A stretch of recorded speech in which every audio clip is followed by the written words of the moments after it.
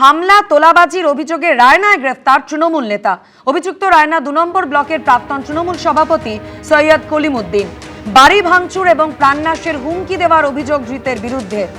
২০ June মাধবডিহির বাসিন্দার অভিযোগের ভিত্তিতে তৃণমূল নেতাকে পাকড়াও করা হয়।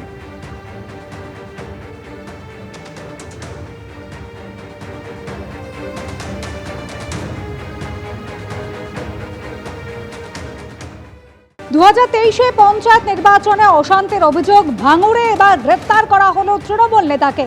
তৃণমূল নেতা খয়রুল ইসলাম, তাকে গ্রেফতার করা হয়েছে। একেবারে 2023-এর পঞ্চায়েত নির্বাচনের যে ঘটনা, পুলিশের জালে এবার ভাঙড় ২ নম্বর পঞ্চায়েত সমিতির কর্মাধ্যক্ষ খয়রুল ইসলাম। 2023 সালে পঞ্চায়েত নির্বাচনে বিজয়গঞ্জ বাজারে একটি খুনের ঘটনা ঘটেছিল, আর এবার খয়রুল ইসলামকে বহরমপুর থেকে গ্রেফতার করলো পুলিশ। পুলিশের জালে ভাঙড় ২ নম্বর পঞ্চায়েত সমিতির কর্মাধ্যক্ষ খয়রুল ইসলাম। 2023 সালে পঞ্চায়েত নির্বাচনে বিজয়গঞ্জ বাজার, সেখানে খুনের ঘটনা ঘটে, আর এবার 3 বছর পরে খয়রুল ইসলামকে বহরমপুর থেকে গ্রেফতার করল পুলিশ।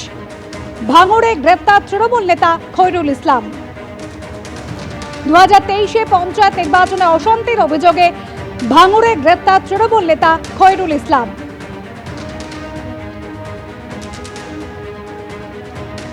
রঞ্জিত হালদার আমাদের প্রতিনিধি রয়েছেন আমাদের সঙ্গে টেলিফোন লাইনে। রঞ্জিত, একেবারে খুনের ঘটনা ঘটেছিল 2023 সালে পঞ্চায়েত নির্বাচনের পরে, গ্রেফতার করা হয়েছে খয়রুল ইসলামকে। দেখো, 2023-এর যে পঞ্চায়েত নির্বাচন হয়েছিল সেখানে নমিনেশন থেকে কাউন্টিং পর্যন্ত একাধিক খুনের ঘটনা ঘটেছিল। সেই খুনের ঘটনায় নাম জড়িয়েছিল এই নেতা খয়রুল ইসলামের। তারপরেই কিন্তু পুলিশ একেবারে তৎপর হয়ে যায় পালাবদলের পর।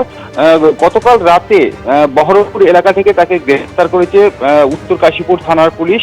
তাকে ভাঙড়ে নিয়ে আসা হয়েছে, জিজ্ঞাসাবাদ করা হচ্ছে উত্তর কাশীপুর থানার পুলিশের পক্ষ থেকে। আজই তাকে বারুইপুর মহকুমা আদালতে পেশ করা হবে, এমনটাই জানা যাচ্ছে পুলিশ সূত্রে। ধন্যবাদ। এবার কন্টেনারে ডিজেল সরবরাহে ছাড়পত্র জানিয়ে দিলেন মুখ্যমন্ত্রী শুভেন্দু অধিকারী। কন্টেনারে ডিজেল সরবরাহ করার ক্ষেত্রে নিষেধাজ্ঞা জারি করা হয়েছিল। কৃষক, বিভিন্ন হাসপাতাল এবং জরুরি পরিষেবা প্রদানকারী সংস্থা সমস্যায় পড়ছিল। জনসাধারণের স্বার্থ রক্ষায় পশ্চিমবঙ্গ সরকার অবিলম্বে হস্তক্ষেপ করেছে। এক্স হ্যান্ডেল পোস্ট মুখ্যমন্ত্রী শুভেন্দু অধিকারীর। কন্টেনারে ডিজেল সরবরাহে এবার ছাড়পত্র জানিয়েছেন মুখ্যমন্ত্রী। কন্টেনারে ডিজেল সরবরাহ করার ক্ষেত্রে আগে যে নিষেধাজ্ঞা জারি করা হয়েছিল, কৃষক, বিভিন্ন হাসপাতাল এবং জরুরি পরিষেবা প্রদানকারী সংস্থা তার জন্য সমস্যায় পড়ছিল।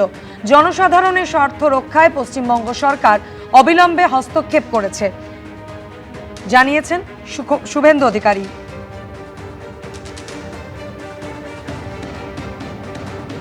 এক্স হ্যান্ডেল পোস্ট মুখ্যমন্ত্রী শুভেন্দু অধিকারী। আজ 12 ঘন্টা বন্ধ দ্বিতীয় হুগলি সেতু। ভোর 6টা থেকে সন্ধে 6টা পর্যন্ত বন্ধ থাকবে বিদ্যাসাগর সেতু। মেরামতির কাজের জন্য বন্ধ থাকবে ব্রিজ।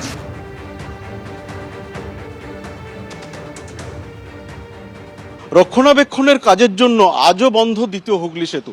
এবং যেখানে আমি দাঁড়িয়ে আছি, অর্থাৎ কলকাতা থেকে দ্বিতীয় হুগলি সেতুতে যে ওঠার যে রাস্তা, সেখানে কলকাতা পুলিশের পক্ষ থেকে বিজ্ঞপ্তি দিয়ে জানানো হয়েছে সকাল 6টা থেকে সন্ধে 6টা পর্যন্ত, অর্থাৎ 12 ঘন্টা এই সেতু বন্ধ থাকবে। যে কারণে ইতিমধ্যে যে বিকল্প রুট তা কিন্তু ঘোষণা করা হয়েছে।